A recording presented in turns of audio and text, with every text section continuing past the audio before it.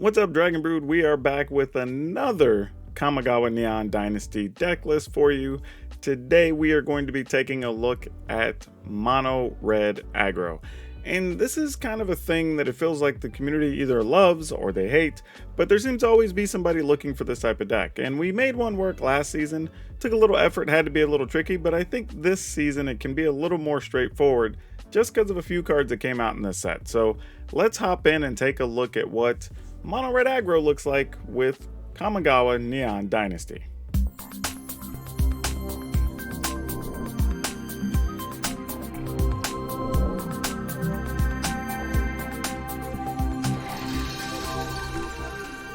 Okay, starting at the top here, we're going to be trying to be as efficient as we can, obviously, because that's whole Mono Red's MO.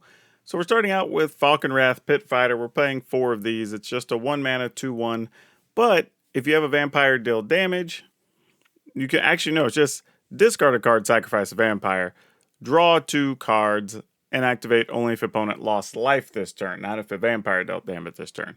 So there's a lot of ways you're going to be able to damage your opponent. The good news about this deck, the way we have it built, is we should have multiple ways to draw cards, so we shouldn't ever run out of gas. Because that's kind of the one flaw sometimes to the mono red decks, is that you can come out really quickly, and then you sort of peter out, don't really have anything else to do. And it sucks whenever your opponent's at like 4 and you just can't get there. So hopefully we'll have ways to keep finding damage. Now, one of the new cards we're playing here is Kumano Faces Kakazan. And this card's a little peculiar, but you pay 1, it's a saga. First chapter is you deal 1 to each creature and planeswalker and opponent, or actually to each opponent and each planeswalker.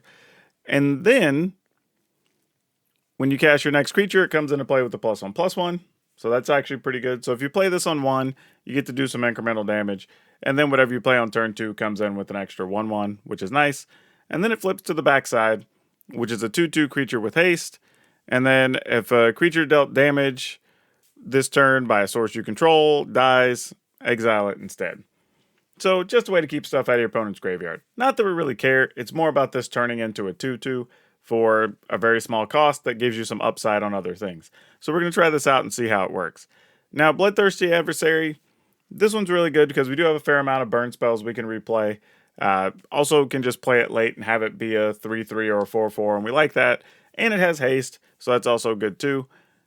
Moving into another new card, we have Lizard Blades. And Lizard Blades is going to appear in a few lists, I think, of mine this season, at least in the early goings, and we'll see how good it is. It's only a 1/1 double strike, but the fact that it gives something else double strike for just 2 mana is really good. And then you still have that thing we're kind of having to figure out with equipment creatures here, is that you attach it to something, and you kind of can do that just to protect yourself having a creature, right? So if the board gets swept, or I don't know, Meat Hook Massacre or something happens, your creatures die, but now you have an equipment that's now a creature again. So it's going to be a little quirky, but hey, we're going to run with it for now. Also, 3 copies of Ogre Head Helm. And this one's actually pretty interesting too, because it's a 2/2 for 2, which is fine, right? You're attacking.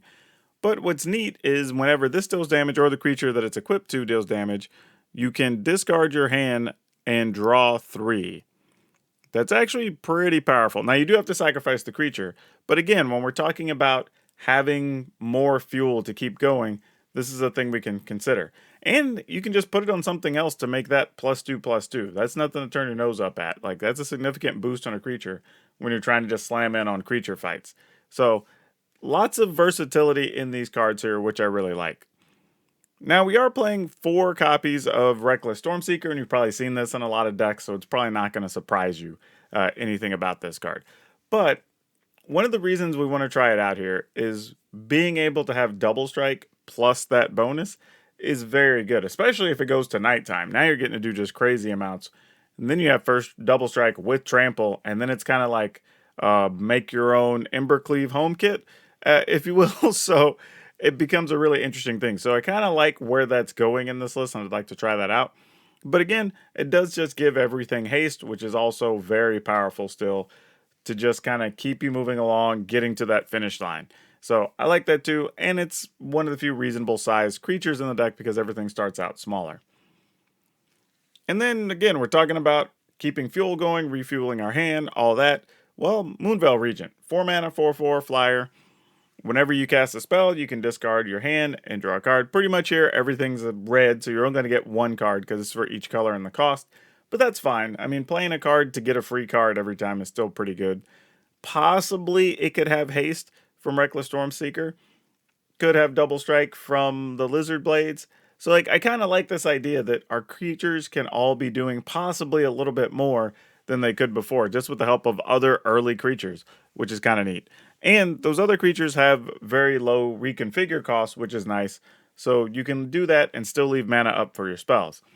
Speaking of which, we have quite a few spells to play in this deck. We're starting out with 4 Play with Fire, because most importantly, it can go upstairs and hit your opponent for 2, but it does also let you scry. It's good for the early goings to just get rid of stuff from your opponents.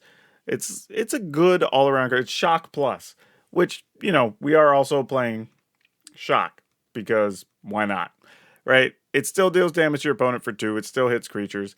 It's not the most exciting card, I'll admit, but when your goal is just trying to make sure you get every bit of incremental damage or keep creatures out of the way, this is very good. Another thing to consider too is when you have these types of little damage spells and you're playing them alongside Lizard Blades, having something that can ping a 3 or 4 damage creature and still double strike it down is really, really nice. Or, you know, you put it on something else and now it makes it near impossible for your opponent to block effectively. So lots of things this double strike can allow us to do with really cheap damage in our hand.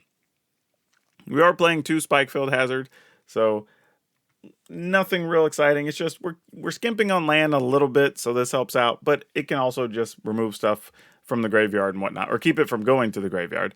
And then there's another new card here that warrants some attention, I think, for Mono Red. It's Kami's Flare. It's a colorless and a red for an instant, and it deals 3 damage to target creature or planeswalker, but it also deals 2 damage to that permanent's controller if you control a modified creature. Now, the interesting thing is we do have some modification. Now, not a lot, mind you, but we do have a little bit. You know, we've got 6 ways, so it's possible we'll get to deal damage to a thing and still also hit the opponent. So we kind of like that versatility. Now, that does mean we're not playing Snowlands, and we're going to be stuck doing this instead of hitting stuff with Frostbite, but we do get the option of dealing damage to the opponent sometimes. We also are not going to get stuck under Redain because Redain's been making the rounds.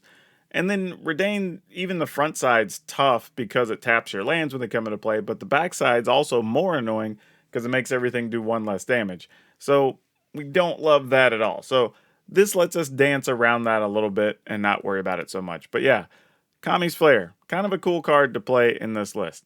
Which does mean if you want to, you could up either of these, you know, the Ogre Helm or the Lizard Blades if you want to, maybe 1 less Kamano, but it'd be up to you how you want to make that work.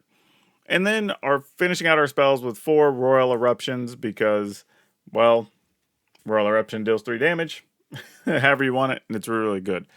Lands, we're not doing anything too surprising. We're playing 4 Den of the Bugbear and 16 Mountains. But overall, yeah, that's our deck. Now, how hard is this to build? Not too bad, really. As far as new cards, I think the 2 equipment we played are each rare. So you got to get 6 rares there, and I think the Kami's whatever is only a common. So you don't really have a lot that you're having to hunt down to finish this one out. Now, admittedly, you do have to have some of the other cards. Oh, we do have another uncommon. The Kamano Faces Kakazan, or whatever, is an uncommon. So you do have a few cards here, lots of new things to toss into the deck, but outside of those 6 rares, you should be able to build this pretty well. And the cool part about it is the other rares generally are all going to go into other decks. I know we're going to see Lizard Blades show up elsewhere. The other cards that we already have, like the Dragon and stuff like that, the Reckless Stormseeker, right? These are cards that already show up in a bunch of deck lists, and you probably already have crafted some of them. So to make a newer version of Mono Red, this probably should take care of you pretty well. But we'll see how things go. But overall, I think it's kind of a neat spot to test some of these Reconfigure cards and a way to try out some of the new sagas and spells that came out. As they fit pretty well in this list, we'll just see, you know, kind of how that plays out over the first couple of weeks. But let me know, are there other cards you would consider playing in Mono Red that we didn't include? Is there a different strategy or direction you would like to take it? Also, feel free to come hit up our Discord so we can talk about new decks, new ideas, whatever. tons of conversation. Even if you just want to talk about the YouTube decks over there, come on by, say hello. Remember, you can also become a member here on the channel for as little as 99 cents. Check that out. And if nothing else, remember to like this video if you haven't, because that helps so very much. Then remember to subscribe, hit the notification bell, and choose all notifications, because you don't want to miss any of the videos we have coming out, because we're going to put out multiple videos a day leading up to the set release of Kamigawa Neon Dynasty. See, I got it right that time. That's all I have for you for now. We'll see you next time.